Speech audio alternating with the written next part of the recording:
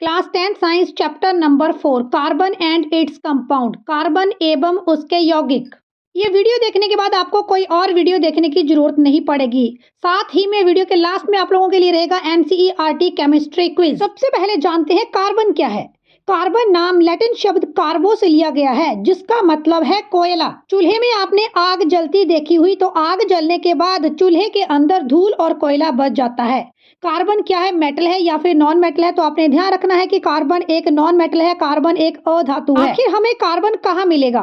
तो कार्बन जमीन के अंदर, अर्थ क्रस्ट के अंदर कार्बन 0.02% रहेगा। और अर्थ क्रस्ट के अंदर, जमीन के अंदर कार्बन खनिजों के रूप में, जैसे बाइकार्बोनेट, हाइड्रोजन कार्बोनेट, कोयला और पेट्रोलियम के रूप में आपको मिलेगा। क्या हमारे वायुमंडल में भी कार्बन प्रेजेंट है? हमारा वायुमंडल हमारा एटमॉस्फेयर के ही गैसेस का मिश्रण है, जैसे कार्बन डाइऑक्साइड, नाइट्रोजन और ऑक्सीजन।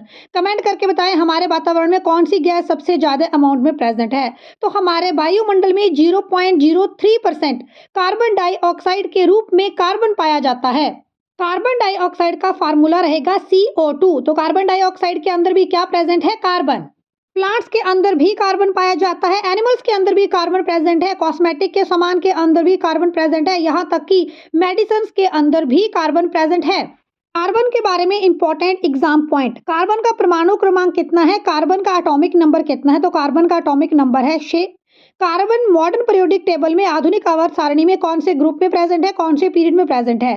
तो कार्बन ग्रुप नंबर 14 में प्रेजेंट है और पीरियड नंबर 2 में प्रेजेंट है। देखिए, मॉडर्न पीरियोडिक टेबल के ऊपर कंप्लीट वीडियो चैनल के ऊपर अवेलेबल है और वीडियो का लिंक आपको डिस्क्रिप्शन बॉक्स में दिया गया है। कार्बन का एटॉमिक मास कितना है? तो कार्बन का परमाणु द्रव्यमान 12.011 है। कार्बन की बैलेंसी कितनी है, संयोजकता कितनी है? तो कार्बन की बैलेंसी है 4। सबसे पहले जानते हैं बैलेंसी क्या है। बैलेंसी मतलब कोई भी एलिमेंट कितने इलेक्ट्रॉन ले सकता है या फिर कितने इलेक्ट्रॉन दे सकता है जब वो बॉन्डिंग में पार्टिसिपेट करेगा। Combining capacity of an element, tendency to lose the electron और tendency to gain the electron. तो कार्बन का एटॉमिक नंबर 6 है। कार्बन के K शेल में 2 इलेक्ट्रॉन है और कार्बन के पास L शेल में 4 इलेक्ट्रॉन है। आउटर मोस्ट शेल में कितने इलेक्ट्रॉन प्रेजेंट है? तो कार्बन के आउटर मोस्ट शेल में 4 इलेक्ट्रॉन प्रेजेंट हैं और यह 4 इलेक्ट्रॉन ही बॉन्डिंग में पार्टिसिपेट करेंगे। तो कार्बन की बैलेंसी कितनी हुई? कार्बन की संयोजकता कितनी हुई? 4। अब आपके मन में एक प्रश्न आएगा कि जब कार्बन बाकी तत्वों के साथ बॉन्ड बनाएगा तो ऐसी स्थिति में कार्बन अपने 4 इलेक्ट्रॉन देगा या फिर अन्य एलिमेंट से 4 इलेक्ट्रॉन लेगा। देखिए, कार्बन चतुर संयोजक है, टेट्रावेलेंट है। ना कार्बन अपने 4 इलेक्ट्रॉन देगा, ना किसी अन्य एलिमेंट से 4 इलेक्ट्रॉन लेगा। कार्बन बाकी एलिमेंट्स के साथ अपने 4 बैलेंस इलेक्ट्रॉन्स को शेयर करेगा। कार्बन चतुर संयोजक कैसे है, ये बात क्लियर करेंगे हम लोग CH4 के एग्जाम्पल से, मीथेन मॉलिक्यूल के लुईस डॉट स्ट्रक्चर से। देखिए बेटा, कार्बन का एटॉमिक नंबर है 6 और हाइड्रोजन का एटॉमिक नंबर है 1। इलेक्ट्रॉनिक कॉन्फ़िगरेशन की बात करें तो 2 और 4 रहेगी। हाइड्रोजन की इलेक्ट्रॉनिक कॉन्फ़िगरेशन 1 ही रहेगी। K शेल में 2 इलेक्ट्रॉन, L शेल में 4, K शेल में 1 इलेक्ट्रॉन। तो देखिए, यहाँ से सिर्फ 4 इलेक्ट्रॉन कार्बन की ओर से बॉन्डिंग में पार्टिसिपेट करेंगे और हाइड्रोजन की ओर से 1 इलेक्ट्रॉन बॉन्डिंग में पार्टिसिपेट करेगा। कार्बन की वैलेंसी 4 है, हाइड्रोजन की वैलेंसी 1 है। वैलेंसी मतलब किसी भी एलिमेंट के कितने इलेक्ट्रॉन बॉन्डिंग में पार्टिसिपेट करते हैं। तो हम लोग बनाने वाले हैं CH4 मीथेन मॉलिक्यूल। तो देखिए, कार्बन 1 है, हाइड्रोजन 4 है, तो मैंने हाइड्रोजन 4 लगा दिए कार्बन के आसपास। अब मैंने देखिए कार्बन के इलेक्ट्रॉन्स, कार्बन के 4 बैलेंस इलेक्ट्रॉन हैं, तो मैंने ग्रीन कलर में कर दिए कार्बन के इलेक्ट्रॉन। अब हाइड्रोजन के पास 1 बैलेंस इलेक्ट्रॉन है, यहाँ 4 हाइड्रोजन है, तो 4 बैलेंस इलेक्ट्रॉन 4 हाइड्रोजन के अलग अलग लगेंगे। हाइड्रोजन का इलेक्ट्रॉन, 1 इलेक्ट्रॉन हाइड्रोजन का आ गया, 1 इलेक्ट्रॉन हाइड्रोजन का आ गया। तो यहाँ पर देखते हैं कि म्यूचुअल शेयरिंग ऑफ इलेक्ट्रॉन्स कैसे हो रहा है। तो देखिए, कार्बन के पास 4 इलेक्ट्रॉन है हरे रंग के और कार्बन के पास 4 इलेक्ट्रॉन हो गए जामुनी रंग के, जो किसने? हाइड्रोजन से लिए। तो कार्बन के बाहर वाले शेल में 8 इलेक्ट्रॉन हो गए, कार्बन की बैलेंसी हो गई पूरी। तो कार्बन ने ना 4 इलेक्ट्रॉन दिए ना 4 इलेक्ट्रॉन लिए, बस म्यूचुअल शेयरिंग की। अब देखिए, हाइड्रोजन के पास 1 इलेक्ट्रॉन है, लेकिन हाइड्रोजन ने 1 इलेक्ट्रॉन कार्बन से ले लिया, हाइड्रोजन ने 1 इलेक्ट्रॉन कार्बन से ले लिया, ये वाले हाइड्रोजन ने भी 1 इलेक्ट्रॉन कार्बन से ले लिया, ये वाले हाइड्रोजन ने भी 1 इलेक्ट्रॉन कार्बन से ले लिया। तो यहाँ हुई म्यूचुअल शेयरिंग ऑफ इलेक्ट्रॉन्स। और कितने शेयर्ड पेयर हैं? 1 ही शेयर्ड पेयर है, इसलिए सिंगल बॉन्ड। 2 शेयर्ड पेयर होंगे डबल बॉन्ड, 3 शेयर्ड पेयर होंगे ट्रिपल बॉन्ड। CH4। कार्बन के आसपास 4 से ज्यादा आबंध नहीं बन सकते हैं। कार्बन चतुर संयोजक है। कार्बन की वैलेंसी 4 है, ना ये 4 इलेक्ट्रॉन लेगा ना 4 इलेक्ट्रॉन देगा। 4 इलेक्ट्रॉन अपने बैलेंस शेल में प्रेजेंट 4 इलेक्ट्रॉन जैसे बाकी एलिमेंट्स के साथ शेयर करेगा। जैसे इस केस ने यहाँ पर इसने हाइड्रोजन के साथ अपने 4 इलेक्ट्रॉन्स को शेयर किया है, तो इसको हम बोलेंगे एकल सहसंयोजक आबंध, क्योंकि एक शेयर्ड पेयर ऑफ इलेक्ट्रॉन है। ठीक है, तो कार्बन चतुर संयोजक है। सहसंयोजक आबंध के प्रकार। सहसंयोजक आबंध 3 प्रकार के होते हैं: एकल सहसंयोजक आबंध, द्विसहसंयोजक आबंध और त्रिसहसंयोजक आबंध। एकल सहसंयोजक आबंध का उदाहरण दे तो आप लोग यहाँ पर मीथेन CH4 का एग्जाम्पल लिख सकते हैं, जो मैंने आपको अभी एक्सप्लेन किया। अब हम लोग बात करेंगे द्विसहसंयोजक आबंध के बारे में। अब हम लोग उदाहरण लेते हैं कार्बन डाइऑक्साइड का। डबल कोवलेंट बॉन्ड को द्विसहसंयोजक आबंध को एक्सप्लेन करने के लिए कार्बन की कॉन्फ़िगरेशन लिख लीजिए, ऑक्सीजन की कॉन्फ़िगरेशन लिख लीजिए। कार्बन का एटॉमिक नंबर 6, ऑक्सीजन का 8, इलेक्ट्रॉनिक कॉन्फ़िगरेशन 2 और 4 और यहाँ पर 2 और 6। अब हमारे पास है CO2, तो मैंने यहाँ लिख दिया कार्बन, और इसके पास 2 ऑक्सीजन है तो आसपास लिख दिए 2 ऑक्सीजन। कार्बन के 4 इलेक्ट्रॉन बॉन्डिंग में पार्टिसिपेट करेंगे, 1 2 3 और 4। ये कार्बन के 4 इलेक्ट्रॉन बॉन्डिंग में पार्टिसिपेट करेंगे। ऑक्सीजन के 6 इलेक्ट्रॉन पार्टिसिपेट करेंगे, तो ये वाले ऑक्सीजन के 2 2 4 2 6। ये वाला ऑक्सीजन अलग है, ऑक्सीजन के पास भी 2 2 4 और 2 6। अब देखिए कार्बन के पास आउटर मोस्ट शेल में 4 इलेक्ट्रॉन है, लेकिन कार्बन ने 4 इलेक्ट्रॉन ऑक्सीजन से ले लिए और कार्बन के पास 8 इलेक्ट्रॉन हो गए, ऑक्टेट कंप्लीट। इसी तरह से जो हमारी ऑक्सीजन है, ऑक्सीजन के पास तो 6 इलेक्ट्रॉन है जो जामुनी कलर में आपको दिख रही हैं, 2 ग्रीन कलर के इलेक्ट्रॉन भी इसने ले लिए कार्बन से। तो ऑक्सीजन ने शेयरिंग की कार्बन के साथ, कार्बन ने शेयरिंग की ऑक्सीजन के साथ। यहाँ भी ऐसे ही हुआ। तो देखिए यहाँ शेयर्ड पेयर कितने हो गए, यहाँ पर हमारे 2 शेयर्ड पेयर हैं, मीथेन में 1 शेयर्ड पेयर था, तो यहाँ बनेगा डबल कोवलेंट बॉन्ड। तो C डबल बॉन्ड O और इस तरह से बन जाएगा ये CO2। तो कार्बन डाइऑक्साइड में हमने द्विसहसंयोजक आबंध देखा। ये हमारे बॉन्ड पेयर है और ये हमारे लोन पेयर है। लोन पेयर वो जो बॉन्डिंग में पार्टिसिपेट ना करे, इस केस में हमारे 2 लोन पेयर हैं। तो अगर यहाँ पर देखिए डबल बॉन्ड इस तरह से आप इस तरह से लगा सकते हैं, C double bond O, C double bond O, 2 shared pair of electron इसलिए डबल बॉन्ड। अब हम लोग एग्जांपल लेते हैं नाइट्रोजन का। त्रिसहसंयोजक आबंध के लिए नाइट्रोजन का एटॉमिक नंबर लिख लीजिए 7, कॉन्फ़िगरेशन 2 और 5, तो इसके 5 इलेक्ट्रॉन बॉन्डिंग में पार्टिसिपेट करेंगे। तो नाइट्रोजन N और N2 है, 2 नाइट्रोजन हमने लगा लिए, 5 इलेक्ट्रॉन इसके बॉन्डिंग में पार्टिसिपेट करेंगे, 3 और 2 5। ये वाले नाइट्रोजन के भी 3 और 2 5। अब देखिए नाइट्रोजन, ये देखिए कितने हो गए, 3 3 6 2 8, और ये वाले नाइट्रोजन के पास भी 3 3 6 और 2 8। तो नाइट्रोजन का जो बाहर वाला शेल है, K शेल में 2 होते हैं, L शेल में मैक्सिमम 8 होते हैं, तो यहाँ ऑक्टेट कंप्लीट हो गया। तो यहाँ 3 शेयर्ड पेयर ऑफ इलेक्ट्रॉन्स है। कितने शेयर्ड पेयर ऑफ इलेक्ट्रॉन है, 3, इसलिए एक तरह से यहाँ कितने बॉन्ड बन जाएंगे बेटा, 3 बॉन्ड बन जाएंगे। तो यहाँ बन जाएगा N ट्रिपल बॉन्ड N। ये वाले हमारे बॉन्ड पेयर हैं और ये वाले हमारे लोन पेयर हैं, ऐसे पेयर जो बॉन्डिंग में पार्टिसिपेट नहीं करते। ट्रिपल कोवलेंट बॉन्ड त्रिसहसंयोजक आबंध। Properties of covalent bond. सहसंयोजक आबंध के भौतिक गुण। देखिए सहसंयोजक आबंध बहुत ज़्यादा मजबूत नहीं होते, इसलिए सहसंयोजक आबंध का मेल्टिंग पॉइंट और बॉइलिंग पॉइंट कम होता है। सहसंयोजक आबंध का गलनांक और क्वथनांक कम होता है। सहसंयोजी यौगिक कोवलेंट कंपाउंड सॉलिड, लिक्विड और गैस तीनों ही अवस्था में पाए जा सकते हैं। जैसे चीनी भी एक सहसंयोजी यौगिक है जो कि सॉलिड स्टेट में है। पानी सहसंयोजी यौगिक है जो कि लिक्विड फॉर्म में है, और मीथेन एक सहसंयोजी यौगिक है जो कि गैसियस फॉर्म में प्रेजेंट है। सहसंयोजी यौगिक विद्युत के कुचालक हैं, इंसुलेटर्स हैं। सहसंयोजी यौगिक पानी में नहीं घुलते, do not dissolve in water. सहसंयोजी यौगिक ध्रुवीय विलायकों में भी नहीं घुलते, यानी सॉल्वेंट्स में भी नहीं घुलते। श्रृंखलन, कैटिनेशन। कैटिनेशन का मीनिंग है self linking property of carbon. एक कार्बन दूसरे कार्बन के साथ जुड़ता जाता है। कार्बन लॉन्ग चेन्स एक दूसरे कार्बन के साथ मिलकर बना सकते हैं। कार्बन ब्रांचिंग में भी एक दूसरे के साथ जुड़ सकते हैं, और कार्बन साइक्लिक फॉर्म में, रिंग्स की फॉर्म में भी एक दूसरे के साथ जुड़ सकते हैं। तो कार्बन की जो ये प्रॉपर्टी है जिसके द्वारा एक कार्बन दूसरे कार्बन के साथ जुड़ता है, कोवलेंट कंपाउंड्स बनाता है, इसे हम लोग बोलेंगे श्रृंखलन। हाइड्रोकार्बन्स, कार्बन और हाइड्रोजन के यौगिक को हम लोग बोलते हैं hydrocarbon. Compounds of carbon and hydrogen. अब मैंने बताया कार्बन कैटिनेशन शो करता है, श्रृंखलन शो करता है, लंबी लंबी चेन्स बनाता है। तो अब आखिर इन चेन्स का हम लोग नामकरण कैसे करेंगे? तो अगर किसी चेन में सिर्फ एक ही कार्बन प्रेजेंट है तो आप लोग यूज करेंगे मीथेन। अगर किसी चेन में 2 कार्बन प्रेजेंट हैं तो आप लोग यूज करेंगे इथ। यहाँ पर इथेन भी बन सकता है, इथीन भी बन सकता है और इथाइन भी बन सकता है। इसी तरह से अगर एक चेन में 3 कार्बन एटम आ गए तो आप लोग प्रोप शब्द यूज करेंगे। 4 कार्बन एटम आ गए तो आप लोग ब्यूट शब्द यूज करेंगे। 5 कार्बन एटम आ गए तो आप लोग पेंट शब्द यूज करेंगे। इस तरह से हम लोग सफिक्स यूज कर सकते हैं pent, hex, hept, oct, non और डेक। अगर 10 कार्बन एटम आपको दिखे तो ऐसे में आप लोग डेकेन शब्द का उपयोग कर सकते हैं। अब हाइड्रोकार्बन कितने प्रकार के होते हैं? हाइड्रोकार्बन 2 प्रकार के हैं, सैचुरेटेड और अनसैचुरेटेड। अगर 2 कार्बन एटम्स के बीच में सिंगल बॉन्ड प्रेजेंट है तो हम लोग बोलेंगे सैचुरेटेड हाइड्रोकार्बन, संतृप्त हाइड्रोकार्बन। और अगर 2 एडजेसेंट कार्बन एटम के बीच में डबल बॉन्ड या फिर ट्रिपल बॉन्ड प्रेजेंट है तो हम लोग बोलेंगे अनसैचुरेटेड हाइड्रोकार्बन, असंतृप्त हाइड्रोकार्बन। सबसे ज्यादा बॉन्ड्स कार्बन के आसपास नहीं हो सकते। ये हमारा मीथेन है, 2 कार्बन एटम आ गए, 2 कार्बन एटम, आप कार्बन के आसपास 4 और एटम्स अरेंज कर सकते हैं, 1 2 3 4, 1 2 3 4। तो मैंने यहाँ 4 हाइड्रोजन लगा दिए, तो ये हमारा बन गया ईथेन। ये मीथेन है, ईथेन है। 2 एडजेसेंट कार्बन एटम्स के बीच सिंगल बॉन्ड है तो हम इसे बोलेंगे अल्केन। ठीक है, संतृप्त हाइड्रोकार्बन, सैचुरेटेड हाइड्रोकार्बन, जहाँ पर 2 कार्बन एटम्स के बीच में सिंगल बॉन्ड होगा। देखिए अगर आपने लिखना है पेंटेन, पेंटेन में 5 कार्बन एटम होते हैं, 1 2 3 4 5। अब मैंने बताया कार्बन के आसपास 4 ही बॉन्ड आ सकते हैं, 1 2 3 4, 4 से ज़्यादा आप नहीं लगाएंगे। 2 तो ऑलरेडी हैं, 2 आप और लगा दीजिए, 4 हो गए। 2 तो ऑलरेडी हैं, 2 आप और लगा दीजिए, 4 से ज़्यादा नहीं आ सकते।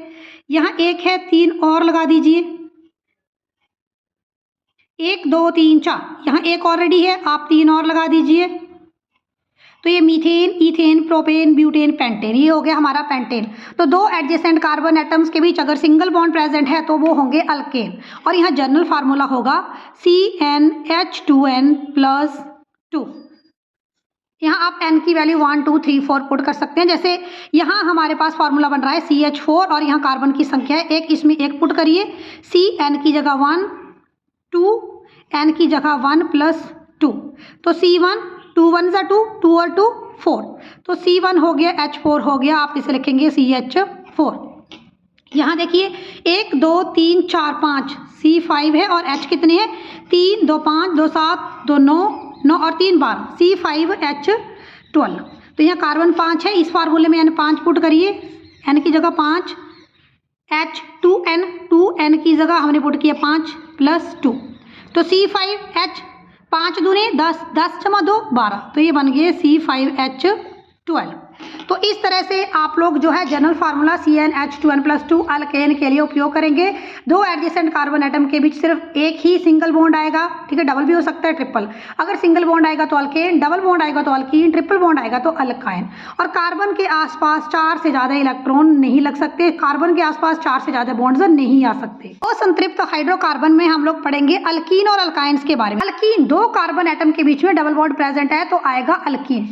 अगर 2 कार्बन एटम के बीच में ट्रिपल बॉन्ड प्रेजेंट है तो आएगा अल्काइन। अब मैंने बताया कार्बन के आसपास 4 से ज्यादा बॉन्ड नहीं आएंगे, 2 ये हो गए, 3 1 4, 3 ऑलरेडी हैं, 1 4, 3 ऑलरेडी हैं, 1 4, तो ये देखिए ये बनेगा CH ट्रिपल बॉन्ड CH, ठीक है। और यहाँ पर 4 4 बॉन्ड पूरे कर दीजिए, 2 2 4 2 और 2 4, तो यहाँ बन गया हमारे पास CH2 डबल बॉन्ड CH2। अगर 2 कार्बन एटम के बीच में डबल बॉन्ड है तो अल्कीन, और अगर 2 कार्बन एटम्स के बीच में ट्रिपल बॉन्ड है तो अल्काइन, ठीक है।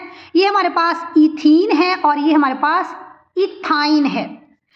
देखिए यहाँ पर जनरल फार्मूला लगेगा CnH2n और यहाँ जनरल फार्मूला लगता है CnH2n-2। जैसे यहाँ देखिए ये हमारे पास C2 है और H4 है, C2 है और C2 है और H4 है। यहाँ C की जगह 2 पुट करिए, N की जगह 2, H2N2 और मल्टीप्लाई बाई 2, N की जगह हमने कितना पुट किया 2, क्योंकि कार्बन 2 है तो हमारे पास बन गया C2H4। तो ये जनरल फार्मूला है। यहाँ है CH C2 है और H भी कितना है 2 है, C2H2। इथाइन है, ये इथीन है, पुट करिए, यहाँ कार्बन की जगह 2, C कार्बन की जगह 2, H2 यहाँ 2 पुट करिए, -2, 2 दूनी 4, 4 में से 2 गया 2, तो बन गया C2 और H2, 2 दूनी 4, 4 में से 2 गया 2, तो C2H2। तो ये जनरल फार्मूला है। अल्काइन के लिए CnH2n-2 और अल्कीन के लिए CnH2n। अगर दो एडजेसेंट कार्बन एटम के बीच में सिंगल बॉन्ड होगा तो हम लोग बोलेंगे अल्केन। अगर दो एडजेसेंट कार्बन एटम के बीच में डबल बॉन्ड होगा तो ये होगा अल्कीन। और अगर दो एडजेसेंट कार्बन एटम के बीच में ट्रिपल बॉन्ड प्रेजेंट रहेगा तो इसे आप लोग बोलेंगे अल्काइन। और अल्कीन और अल्काइन है अनसैचुरेटेड हाइड्रोकार्बन और संतृप्त हाइड्रोकार्बन। होमोलोगस सीरीज समजातीय श्रेणी। देखिए यहाँ पर आप लोगों ने methane, ethane, propane, butane carbon की लॉन्ग चेन्स के बारे में पढ़ा। तो मीथेन में आप एक हाइड्रोजन एटम को किसी फंक्शनल ग्रुप के साथ रिप्लेस कर सकते हैं, जैसे अल्कोहल, कार्बोक्सिलिक एसिड, एल्डिहाइड। जैसे इस केस में हमने मीथेन में एक हाइड्रोजन को फंक्शनल ग्रुप अल्कोहल OH के साथ रिप्लेस कर दिया। इसी तरह से इथेन में एक हाइड्रोजन को फंक्शनल ग्रुप अल्कोहल के साथ रिप्लेस कर दिया। यौगिकों की ऐसी श्रृंखला जिसमें कार्बन श्रृंखला में स्थित हाइड्रोजन को एक ही प्रकार के फंक्शनल ग्रुप यानी प्रकार्यात्मक समूह से विस्थापित कर दिया जाता है, उसे होमोलोगस सीरी कहते हैं, समजातीय श्रेणी कहते हैं। आइए अब हम आपको ट्रिक बताते हैं कि किस तरह से आप बहुत आसानी से होमोलोगस सीरी को बना सकते हैं अलग अलग फंक्शनल ग्रुप्स के साथ। लीजिए, हमने लिख दिया CH4, ये हमारे पास मीथेन है। अभी मैंने आपको एक्सप्लेन किया था, दो कार्बन आ गए तो इथेन आ गया। तो ये हमारे पास क्या है, CH4 और 2H6। इस तरह से आप 3 वाला बना सकते हो। मीथेन, इथेन, ये प्रोपेन का फार्मूला है, पास में आप लोग H लगा सकते हो। इसके आसपास 4 ही बॉन्ड हो सकते हैं। तो ये हमारे पास कितना बन गया, C3, 3 2 5 और 3 8, C3H8। तो ये मीथेन है, इथेन है और ये प्रोपेन है। अब क्या होगा, हम यहाँ पर एक हाइड्रोजन को फंक्शनल ग्रुप के साथ रिप्लेस कर देंगे। तो ये हमारे पास C, इस तरह से आप फंक्शनल ग्रुप के साथ रिप्लेस करिए। CH3, एक हाइड्रोजन की जगह मैंने फंक्शनल ग्रुप लगा दिया OH अल्कोहल, तो ये बन गया मीथेनॉल। CH3OH क्या बन गया, मीथेनॉल। यहाँ पर एक हाइड्रोजन की जगह फंक्शनल ग्रुप लगा दीजिए। तो बाकी वैसे के वैसे ही रहने दीजिए, 2 कार्बन हैं, देख लीजिए यहाँ 2 हाइड्रोजन हैं, बन गया CH3, आगे CH2 है, फिर OH बन गया आगे। तो ये बन गया हमारा इथेनॉल। इसी तरह से आप लोग ब्यूटेनॉल बना लेंगे, पेंटेनॉल बना लेंगे, हेक्सेनॉल बना लेंगे। पेंटेनॉल में 5 कार्बन एटम होंगे, 1 2 3 4, 1 2 3 4 और 5 पेंटेनॉल बना रहे हैं हम लोग। इसके आसपास आप HH लगा दीजिए। कार्बन के पास 4 से ज़्यादा बॉन्ड नहीं आते हैं, यहाँ हमारे पास OH। अब मैंने HH यहाँ पूरे कर लीजिए। स्ट्रक्चर बनाने का इससे आसान तरीका आपको और कहीं नहीं मिलेगा। ये बन गया CH3, ये बीच वाला बन गया CH2, ये बीच वाला बन गया CH2, ये बीच वाला बन गया CH2 और ये बन गया CH2OH। तो methane, ethane, propane, butane, pentane, ये बन गया हमारा पेंटेनॉल।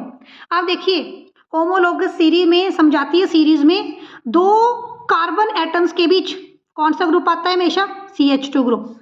अब होमोलोगस सीरीज में केमिकल प्रॉपर्टी सेम रहती है, फंक्शनल ग्रुप सेम रहता है। आप कोई और फंक्शनल ग्रुप भी यूज कर सकते हो, जैसे COOH carboxylic acid, CHO aldehyde. तो आप अल्कोहल की जगह कोई और फंक्शनल ग्रुप भी यूज कर सकते हो। केमिकल प्रॉपर्टी सेम रहेंगी, फिजिकल प्रॉपर्टीज अलग अलग हो जाएंगी।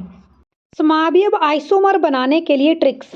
देखिए, यहाँ पर हमने पेंटेन का स्ट्रक्चर बना दिया है, methane, ethane, propane, butane, pentane. तो ये हमारा है N पेंटेन। जब भी सीधी चेन बनेगी तो आप N पेंटेन उसका नाम रखेंगे, N ब्यूटेन, N हेक्सेन। अब यहाँ से हमने क्या करना है, एक CH3 ग्रुप रिप्लेस कर देना है और इस पोजीशन के ऊपर लगा देना है। 1 2 3 4 कार्बन आइटम आप नीचे लगा लीजिए। एक CH3 ग्रुप रिप्लेस करके यहाँ आ गया CH3, 3 और 1 नीचे बॉन्ड, 1 2 3 4 बॉन्ड हो गए, ठीक है। अब इसके पास आप 4 बॉन्ड पूरे कर लीजिए, 1 2 3 4, 1 2 3, ये चौथे नंबर वाला, यहाँ भी हमने 4 पूरे कर लिए। कार्बन के आसपास 4 से ज़्यादा बॉन्ड नहीं, 1 2 3 4। तो ये हमारा होगा आइसोपेंटेन। कौन सा पेंटेन, आइसोपेंटेन। अब नियोपेंटेन में हमें 2 ग्रुप शिफ्ट करने होते हैं। एक ग्रुप यहाँ से शिफ्ट कर दो CH3 और एक ग्रुप यहाँ से शिफ्ट कर दो। बीच वाले 3 कार्बन को ऐसे ही लिख दो, 1 2 3, बीच वाले 3 लिख दिए। एक लेफ्ट से शिफ्ट किया, एक राइट से शिफ्ट किया और बीच वाले के ऊपर लगा देना है। ये मैंने इधर लगा दिया CH3, एक मैंने नीचे लगा दिया CH3। अब इसकी बैलेंसिंग को पूरा करिए। कार्बन के आसपास तो 4 बॉन्ड ऑलरेडी हो गए, यहाँ हमने बॉन्ड पूरे कर दिए, 1 2 3 4 और यहाँ भी मैंने लगा दिए 1 2 3 4। तो ये हमारा है नियोपेंटेन। अगर दो मीथेन ग्रुप ऊपर नीचे जाए तो हम नियो यूज करेंगे, नियोपेंटेन। तो यहाँ पर क्या है, यहाँ पर स्ट्रक्चर अलग अलग है लेकिन मॉलिक्यूलर फॉर्मूला सेम है। देखिए मॉलिक्यूलर फॉर्मूला क्या है, 1 2 3 4 5 C5H कितने हैं, 3 2 5 2 7 2 9 3 12 C5H12। यहाँ पर भी C5H12 है, यहाँ पर भी C5H12 है, 1 2 3 4 5, यहाँ भी काउंट कर लीजिए 1 2 3 4 5 C5H12 है। तो हमारे पास मॉलिक्यूलर फार्मूला सेम है लेकिन स्ट्रक्चर फार्मूला अलग अलग है। तो हमारे पास आइसोमर में, स्माबियम में फार्मूला सेम होगा मॉलिक्यूलर फार्मूला, लेकिन स्ट्रक्चर अलग अलग बनेंगे। अब हम लोग पढ़ेंगे फंक्शनल ग्रुप्स के बारे में, प्रकार्यात्मक समूह के बारे में। सबसे पहले जानते हैं अल्कोहल के बारे में। अल्कोहल के लिए अनुलग्नक यानी सुफिक्स यूज होगा ओल, ऑल। और अगर किसी भी कार्बन चेन के पीछे OH ग्रुप लगा है, OH ग्रुप लगा है, तो कौन सा फंक्शनल ग्रुप है, अल्कोहल फंक्शनल ग्रुप है। मीथेनॉल का एग्जाम्पल यह है। तो सबसे पहले आप लोग ये देखेंगे कि रूट वर्ड क्या है, मिथ है, इथ है या फिर पेंट है। मिथ का मतलब 1 कार्बन एटम, इथ का मतलब 2 कार्बन एटम, पेंट का मतलब 5 कार्बन एटम। तो आपने ध्यान रखना है मिथ, इथ, प्रोप, ब्यूट, पेंट, हेक्स, हेप, वो सारी आपने सीरीज याद रखनी है। तो मिथ में 1 कार्बन एटम हो गया। और मिथेनॉल यानी फंक्शनल ग्रुप कौन सा है, अल्कोहल, OH है। तो हमने C फंक्शनल ग्रुप आ गया, अल्कोहल 1 कार्बन एटम आ गया। कार्बन के आसपास 4 से ज़्यादा बॉन्ड तो आ ही नहीं सकते हैं। तो यहाँ पर ये क्या बन गया, CH3OH, ठीक है। तो 1 कार्बन एटम है तो हमने यहाँ पर मिथ यूज़ किया, और फंक्शनल ग्रुप अल्कोहल है तो हमने यहाँ पर ओल सुफिक्स यूज़ किया, अनुलग्नक ओल यूज़ किया। तो ये बन गया हमारा मीथेनॉल। अब अगर इथेनॉल की बात करें तो 2 कार्बन एटम आएंगे, 1 2 कार्बन एटम। फंक्शनल ग्रुप कौन सा है, अल्कोहल है, OH। यहाँ आप बैलेंसी पूरी कर दीजिए, 1 कार्बन के पास 4 से ज़्यादा बॉन्ड नहीं आते हैं तो मैंने 4 बॉन्ड लगा दिए, ठीक है जी, 1 2 3 4। तो ये हमारे पास कैसा इथेनॉल बन गया। मिथ, इथ 2 कार्बन एटम है तो हमने कौन सा यूज करना है, इथ। और अल्कोहल है तो ओल सफिक्स यूज होगा। तो ये हमारा बन जाएगा इथेनॉल। इसको ऐसे भी लिख सकते हैं CH3CH2OH। ये हमारा CH3, बीच में CH2 और ये OH। इस तरह से अगर आपने पेंटेनॉल लिखना है तो आपको 5 कार्बन एटम चाहिए, 1 2 3 1 2 3 4 और 5। पेंटेनॉल है तो लास्ट में फंक्शनल ग्रुप OH लगेगा। यहाँ आप HH पूरे कर लीजिए, नहीं तो आप सीधे भी CH3 CH2 वगैरह लिख सकते हैं अगर आप प्रैक्टिस की है आप लोगों ने। देखिए कार्बन के आसपास 4 से ज़्यादा बॉन्ड नहीं है। तो मिथ, इथ, प्रोप, ब्यूट, पेंट, तो 5 कार्बन एटम है तो क्या यूज़ होगा हमारे पास, रूट वर्ड पेंट। और फंक्शनल ग्रुप अल्कोहल है तो क्या हमारे पास सुफिक्स यूज होगा, अनुलग्नक ओल। तो ये बन गया हमारा पेंटेनॉल। अब हम लोग डिस्कस करेंगे एल्डिहाइड ग्रुप के बारे में। एल्डिहाइड ग्रुप के लिए आप लोग CHO यूज़ करेंगे और सफिक्स यूज़ करेंगे अल। हमारे पास ये मिथेनॉल है, ये इथेनॉल है। अगर आप पेंटेनॉल लिखना चाहती हैं तो कितने कार्बन एटम आएंगे, 5 कार्बन एटम है तो हमारे पास रूट वर्ड आ गया पेंट। और पेंटेनल, पेंटेनल अल शब्द की आवाज़ आ रही है तो फंक्शनल ग्रुप एल्डिहाइड। तो हमारे पास CHO, क्योंकि एल्डिहाइड ग्रुप का C भी कार्बन चेन में काउंट किया जाता है। तो ठीक है, अब आप इसके आसपास HH लगा लीजिए, 4 4 HH आप लगा लीजिए। 4 से ज़्यादा H आप लोग नहीं लगाएंगे। तो हमारे पास ये क्या बन गया, CH3, इसके बाद CH2, इसके बाद फिर से CH2, फिर CH2 और लास्ट में CHO। तो methane, ethane, propane, butane, pentane. Pentane में 5 कार्बन एटम आएंगे तो रूट वर्ड हमारे पास आ गया पेंट। और फंक्शनल ग्रुप CHO है तो साथ में अल आ जाएगा। तो हमारे पास ये क्या बन गया, पेंटेनल। क्या बन गया, पेंटेनल। बात करते हैं कीटोन के बारे में। कीटोन के लिए हमारे पास सुफिक्स यूज होगा ओन, और ये इसका फार्मूला है। यानी लेफ्ट साइड भी कोई अल्काइल ग्रुप यानी CH3 C2H5 इस तरह से ग्रुप आएगा, इधर भी कोई अल्काइल ग्रुप। अल्काइल का मतलब है मीथेन, इथेन, प्रोपेन, कोई भी। CH3 ग्रुप भी हो सकता है, C2H5 भी हो सकता है, और बीच में C डबल बॉन्ड O आएगा। तो देखिए CH3 C double bond O। Carbon कितने हैं, 1 2 3। ध्यान रखना है ये 2 कार्बन एटम के बीच में ही आएगा ketone group, C double bond O group. और मिथ, इथ, प्रोप, तो ये क्या है, प्रोपेनन। अगर आपने पेंटेनन बनाना है तो कितने कार्बन एटम आएंगे, 5, 1 2 3 4 5। पहले रूट वर्ड देखिए पेंट, 1 2 3 4 5 5 कार्बन एटम पेंट के लिए यूज होंगे और नंबर 2 पोजीशन पर आप डबल बॉन्ड O लगाओगे। यहाँ बैलेंसी पूरी करिए, H3 आ जाएगा, 2 1 3 1 4 4 बॉन्ड C के पास ऑलरेडी है, कोई H नहीं आएगा। H2 2 यहाँ है, 4 और यहाँ पर H3।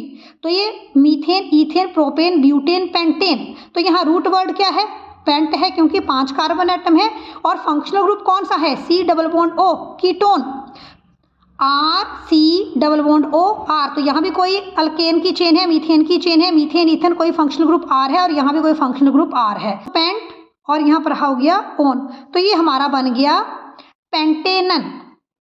अब आगे वाला फंक्शनल ग्रुप है कार्बोक्सिलिक एसिड और इसके लिए यूज होगा C double bond O OH। इस तरह से इसको हम लोग लिखते हैं और इसके लिए ओइक एसिड जो सुफिक्स यूज होगा और ओइक एसिड आप लोग यूज करेंगे। जैसे ये हमारे पास 2 कार्बन एटम है तो ईथ शब्द आएगा, ईथ और साथ में ओइक एसिड, तो एथेनोइक एसिड हो गया। आप इसको इस तरह से भी लिख सकते हैं CH3COOH। मैं आपको ब्यूटेनोइक एसिड बना के बता देती हूँ, ब्यूटेनोइक एसिड। 4 कार्बन इसमें आते हैं, 4 carbon, ethane, ethane, propane, butane. अब कार्बोक्सिलिक एसिड का C भी जो है वो ये काउंट किया जाता है कार्बन चेन में। तो एक कार्बन एटम यहाँ आ गया, 1 2 3 4। मीथेन, ईथेन, प्रोपेन, ब्यूटेन, आप इसके आसपास H पूरा कर दीजिए। इसके आसपास हमने H पूरे कर देने हैं, ठीक है जी। अब यहाँ पर ऑलरेडी है, पूरे हैं हमारे पास। तो ये हमारे पास बन जाएगा CH3 CH2 CH2 COOH। तो methane, ethane, propane, butane 4 carbon atom हैं। तो हमारे पास यहाँ पर रूट वर्ड आ गया ब्यूट और फंक्शनल ग्रुप COOH है, तो साथ में आ जाएगा ओइक एसिड। तो ये हमारे पास बन जाएगा ब्यूटेनोइक एसिड। एल्डिहाइड ग्रुप में भी C काउंट किया जाता है और कार्बोक्सिलिक एसिड में भी C कार्बन चेन में काउंट किया जाता है।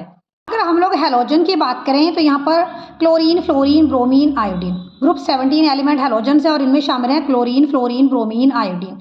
ठीक है, सारे एलिमेंट्स हैलोजन फैमिली से हैं। तो अगर Cl लगा है तो आप क्लोरो शब्द यूज़ करेंगे, F लगा है तो फ्लोरो, Br लगा है तो ब्रोमो और I लगा है तो आयोडो शब्द आप लोग यूज़ करेंगे। जैसे हमारे पास यहाँ पर है, देखिए ये हमारे पास है CH3Cl, आप इसे ऐसे भी लिख सकते हैं, CH3Cl आप इसे ऐसे भी लिख सकते हैं एक्सपेंड करके। तो ये हमारे पास एक ही कार्बन एटम है, एक कार्बन एटम है तो मिथ आएगा। और फंक्शनल ग्रुप कौन सा है? हैलोजन Cl, तो क्लोरो मीथेन। अब मान लिया आपने ऐसे लिख दिया CH3, मीथेन में CH4 होते हैं, लेकिन हमने साथ में हाइड्रोजन को फंक्शनल ग्रुप से रिप्लेस कर दिया, आपने यहाँ लगा दिया ब्रोमीन। तो ये हमारे पास बन गया ब्रोमो मीथेन। एक कार्बन एटम है तो रूट वर्ड मिथ आएगा और ब्रोमीन फंक्शनल ग्रुप हैलोजन है। ब्रोमीन के लिए आप ब्रोमो शब्द यूज करोगे, क्लोरीन के लिए आप लोग क्लोरो शब्द यूज करोगे। तो ये हमारे पास बन गया ब्रोमो मीथेन। जैसे आपने बनाना है आइडोपेंटेन, तो पेंटेन 5 कार्बन एटम की चेन है, 1 2 3 4 5। आइडोपेंटेन, यहाँ पर आप आयोडीन लगा सकते हैं, यहाँ भी आप आयोडीन लगा सकते हैं। अब आप H पूरे कर दीजिए आसपास। पहले भी मैंने आपको काफ़ी बताया है कि एक कार्बन एटम के पास आप 4 H लगा सकते हैं। 4 H तब लगेंगे अगर CH4 हमें सिंपल बनाना है। बाकी आप देखेंगे कि कितने बॉन्ड इसके आसपास हैं, मैक्सिमम 4 ही बॉन्ड आएंगे, तो उसके अनुसार आप H की एडजस्टमेंट करेंगे। तो ये हमारे पास बन गया CH2, फिर से CH2, फिर से CH2, 1 2 3 4 4 बार CH2 और यहाँ पर लास्ट में CH3। तो ये methane, ethane, propane, butane, pentane 5 carbon atom है। तो ये हमारे पास बनेगा आयोडीन ग्रुप है, आइडोपेंटेन। अब हम लोग बात करेंगे सोप्स एंड डिटर्जेंट के बारे में, साबुन और अपमार्जक के बारे में। सबसे पहले जानते हैं साबुन है क्या। साबुन लंबी श्रृंखला वाले कार्बोक्सिलिक अम्लों के सोडियम और पोटाशियम साल्ट हैं। साबुन के स्ट्रक्चर को अगर आप ध्यान से देखें तो इसमें 2 पार्ट हैं, एक पार्ट है जलरागी और एक पार्ट है जल विरागी। एक पार्ट है हाइड्रोफिलिक पार्ट, ऐसा पार्ट जो जल में घुलेगा जिसे जल से डर नहीं लगता, ऐसे पार्ट को हम लोग बोलेंगे हाइड्रोफिलिक पार्ट, जलरागी पार्ट। और दूसरा हिस्सा है हाइड्रोफोबिक पार्ट। फोबिया मीनिंग किसी चीज से डर लगना, जैसे कई लोगों को क्लोज्ड स्पेसिस से डर लगता है तो हम बोलेंगे उसको क्लस्ट्रोफोबिया है। किसी को पानी से डर लगेगा तो हम बोलेंगे उसको हाइड्रोफोबिया है। तो जो साबुन का हाइड्रोफोबिक पार्ट है, इसे पानी से डर लगता है और आप इसे बोलेंगे जल विरागी पार्ट। अब ये जल विरागी पार्ट जल में तो घुलेगा नहीं, तो ये जल विरागी पार्ट आपका घुलेगा मैल में, हाइड्रोकार्बन्स में। कपड़े में उपस्थित जो मैल है, जो तेल के कण है, जो धूल के कण है, आप इन्हें हाइड्रोकार्बन बोल सकते हैं। तो हाइड्रोफोबिक पार्ट मैल के इन्हीं कणों के ऊपर अटैक करेगा। अब देखिए साबुन और डिटर्जेंट में थोड़ा डिफरेंस भी है। जो साबुन है ये लंबी श्रृंखला वाले कार्बोक्सिलिक अम्लों के सोडियम और पोटाशियम लवण है, और जो डिटर्जेंट है ये लंबी श्रृंखला वाले कार्बोक्सिलिक अम्लों के अमोनियम एवं सल्फेट के लवण हैं। लेकिन डिटर्जेंट कठोर जल और मृदु जल, हार्ड वाटर और सॉफ्ट वाटर दोनों के ऊपर ही अच्छा काम कर सकता है, और जो साबुन है ये सिर्फ सॉफ्ट वाटर, सिर्फ मृदु जल के ऊपर ही अच्छी धुलाई कर सकता है। इसीलिए डिटर्जेंट कपड़े धोने के लिए ज्यादा उपयोगी है। तो सफाई करने के लिए सबसे पहले को गंदा कपड़ा लेंगे और उसे पानी में भिगो देंगे। डिटर्जेंट को जब हम लोग पानी में डालेंगे, उसे अच्छी तरह से हिलाएंगे, तो डिटर्जेंट का जो हाइड्रोफोबिक पार्ट है, जो इसका टेल पार्ट है जो कि हाइड्रोफोबिक है, वो सीधा आकर धूल के कणों के ऊपर, मैल के कणों के ऊपर अटैक करेगा। तो जो पूंछ में कार्बन की एक लंबी श्रृंखला प्रेजेंट है जो कि हाइड्रोफोबिक पार्ट है, ये मैल के ऊपर अटैच करेगा और मैल के आसपास एक रिंग लाइक बड़ा स्ट्रक्चर बना देगा, और इस रिंग लाइक स्ट्रक्चर को आप लोग बोलेंगे मिसेल। ऐसे ही हजारों मिसेल का निर्माण कपड़े के सरफेस के ऊपर हो जाएगा, धूल के कणों के आसपास, डर्ट कणों के आसपास, मैल के कणों के आसपास अब मिसेल का निर्माण हो चुका है। अब हाइड्रोफोबिक सिरा, जल विरागी सिरा जिसे जल से डर लगता था, अब वो धूल कणों में घुस चुका है और ये धूल कणों को बाहर निकाल देगा। जैसे ही आप कपड़ों को हिलाएंगे या कपड़े को आप जो है पलट करेंगे ताकि कपड़ा अच्छी तरह से साफ हो सके, तो धूल कणों की जो पकड़ है कपड़े के ऊपर वो धीरे धीरे कमजोर हो जाएगी। आप इसे पानी में डालेंगे, साफ पानी में डालेंगे, तो मैल बाहर निकल जाएगी और साफ कपड़ा हमें उपलब्ध हो जाएगा। साबुन का जो दूसरा हिस्सा है जो कि हाइड्रोफिलिक है, जो कि जल रागी है, जिसे जल से प्यार है, ये जल के कांटेक्ट में ही रहेगा और कपड़े की सफाई में मदद करेगा। एलोट्रोप्स ऑफ कार्बन, कार्बन के अपरूप। देखिए कार्बन एक अधातु है। कुछ एक ऐसे तत्व भी होते हैं जो एक से अधिक अवस्थाओं में पाए जाते हैं, और तत्व की इन अवस्थाओं को हम लोग बोलेंगे अपरूप। तो कार्बन के कई अलग अलग अपरूप हैं, जैसे diamond, graphite, fullerenes. Diamond hardest substance है। आपको ध्यान रखना है कि हार्डेस्ट सब्सटेंस कौन सा है, तो हार्डेस्ट सब्सटेंस डायमंड होता है। वैसे जनरली नॉन मेटल्स इंसुलेटर होती हैं, लेकिन ग्रेफाइट एक नॉन मेटल है। कार्बन का अपरूप है ग्रेफाइट, जो कि गुड कंडक्टर ऑफ इलेक्ट्रिसिटी है, और ग्रेफाइट का उपयोग पेंसिल्स में किया जाता है। फुलरीन्स भी कार्बन का ही एक अपरूप है। इसमें कार्बन के अणुओं की संरचना एक बॉल के रूप में दिखाई देती है। कार्बन के आइसोटोप्स के बारे में भी आपने ध्यान रखना है। कार्बन के 3 आइसोटोप्स हैं, कार्बन 12, कार्बन 13 और कार्बन 14। आइसोटोप्स क्या हैं? आइसोटोप्स एक ही तत्व के परमाणु होते हैं जिनकी परमाणु संख्या सेम होती है लेकिन परमाणु भार अलग होता है। यानी आइसोटोप्स एक ही एलिमेंट के अलग अलग फॉर्म्स हैं, जिनमें एलिमेंट का एटॉमिक नंबर तो सेम रहेगा लेकिन उनका मास नंबर अलग अलग होगा। अगर आप कार्बन के तीनों आइसोटोप्स को देखेंगे, कार्बन 12, कार्बन 13 और कार्बन 14, सभी में एटॉमिक नंबर, परमाणु संख्या 6 ही रहेगी, लेकिन इन तीनों आइसोटोप्स में मास नंबर अलग अलग है। मास नंबर एक में 12 है, एक में 13 है और एक में 14 है। और अगर आप लोग नंबर ऑफ न्यूट्रॉन्स निकालना चाहते हैं तो आप लोग मास नंबर में से एटॉमिक नंबर को माइनस कर सकते हैं। जैसे 12 में से 6 को माइनस कर दो तो 6 नंबर ऑफ न्यूट्रॉन्स है कार्बन 6, 12 में। इसी तरह से अगर आप लोग कार्बन 14 आइसोटोप को देखेंगे तो इसमें नंबर ऑफ न्यूट्रॉन्स होंगे 8। 14 में से 6 को माइनस करिए, आपको 8 मिलेगा। यानी मास नंबर में से एटॉमिक नंबर को माइनस करने से हमें मिलेंगे नंबर ऑफ न्यूट्रॉन। इलेक्ट्रॉन की खोज जे थॉमसन ने की, प्रोटॉन की खोज गोल्डस्टोन ने की और न्यूट्रॉन की खोज चैडविक ने की। लास्ट में आपकी इवैल्यूएशन के लिए NCERT chemistry quiz. Methyl alcohol का आईयूपीएसी नेम क्या है? 4 ऑप्शन है आप लोगों के पास। यस, राइट आंसर होगा ऑप्शन ए, मेथेनॉल, CH3OH। जल्दी से कमेंट करके बताएं फंक्शनल ग्रुप अल्कोहल के लिए कौन सा सुफिक्स यूज होगा, कौन सा अनुलग्नक यूज होगा। सेकंड क्वेश्चन आपसे पूछ रहा है अपमार्जक क्या है? अपमार्जक लंबी श्रृंखला वाली कार्बोक्सिलिक अम्ल के लवण। कौन से लवण है? सल्फेट लवण है, अमोनियम लवण है, सल्फोनेट लवण है, या फिर ऑप्शन बी और सी। मैंने आपको वीडियो लेक्चर में पढ़ाया था कि साबुन सोडियम और पोटाशियम के लवण है और अपमार्जक अमोनियम और सल्फोनेट के लवण है, यानी ऑप्शन बी और सी करेक्ट आंसर है। CHO अभिक्रिया मूलक को कहते हैं। आपको फंक्शनल ग्रुप दिया गया है CHO, तो ये कौन सा फंक्शनल ग्रुप है? एल्डिहाइड है, अल्कोहल है, कीटोन है, या फिर कोई भी नहीं। So right answer is option A, aldehyde. जल्दी से बताएं एल्डिहाइड ग्रुप के लिए अनुलग्नक क्या है? एक अणु सूत्र परंतु विभिन्न संरचना सूत्र वाले यौगिक क्या कहलाते हैं? 4 ऑप्शन है आप लोगों के पास। जी हाँ, राइट आंसर होगा ऑप्शन सी समावयव। यानी इनमें आपका केमिकल फार्मूला तो सेम रहेगा लेकिन स्ट्रक्चरल फार्मूला अलग अलग होगा। जैसे मैंने आपको पेंटेन के 3 आइसोमर के बारे में एक्सप्लेन किया था, एन पेंटेन, आइसोपेंटेन और नियोपेंटेन। CnH2n किसका सामान्य सूत्र है? अल्काइन का, अल्कीन का, अल्केन का या फिर प्रोपाइन का? तो देखिए CnH2n+2 अल्केन का सामान्य सूत्र है, तो option number C is correct answer. आप लोग कमेंट करके बताएं CnH2n किसका सामान्य सूत्र है। और CnH2n+2 यानी अल्केन संतृप्त हाइड्रोकार्बन है या फिर असंतृप्त हाइड्रोकार्बन। नाइट्रोजन में किस तरह का अवंध पाया जाता है? एकल अवंध, द्वि अवंध या फिर त्रि अवंध?